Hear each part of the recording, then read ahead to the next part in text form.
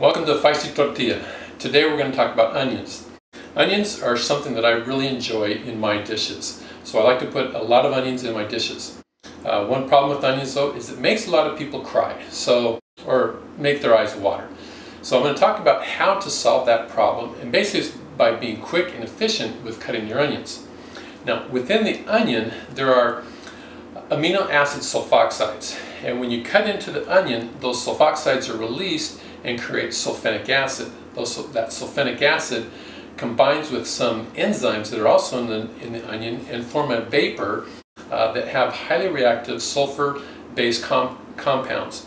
And they rise up and they hit the moisture in your eye and create sulfuric acid. And that's why your eyes start watering, is to wash that sulfuric acid out of your eyes. But if you can cut your onions quickly and efficiently, you don't have that big of a problem. Now, a lot of people say to go ahead and just cut the root out and pull the root out, and then it gets rid of a lot of the problem with crying. But what that does also is it removes a lot of the flavonoids out of the onion.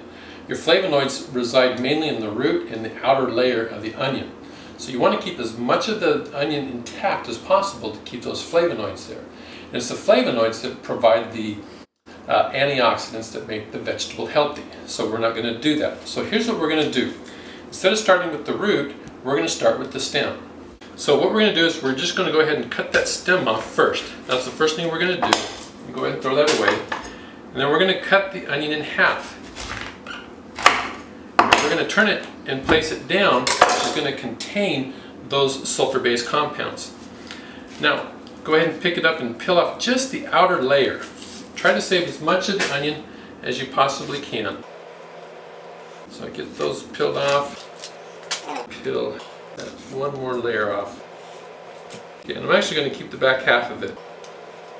So I'm going to keep as much of those flavonoids as possible. Now, ultimately, I'm going to cut that root off, but I'm going to keep that root there in order to assist me in cutting the onion up. That root's going to keep the onion together so that I can chop it a lot easier.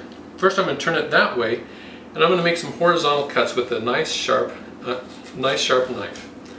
And I'm going to make 1, 2, 3 cuts, and I'm not going to go all the way through. Then I'm going to turn it this way, and I'm going to make some slices almost to the end, but that root is going to help me keep the onion together. And I'm going to turn it sideways and do my final chopping. Chop a little bit more off the end, as much as possible, and there's your root. I'm going to throw it away. I'm going to do the same thing with the other one. I'm going to take the outer layers off, turn it down, make some horizontal slices, make some vertical slices, and then go ahead and chop it up. Okay, and get some last few pieces there, and throw the remaining root away. And there you have a nice chopped onion without many tears, with no tears at all, at least on my part. So until next time. Bam! Feisty Tortilla!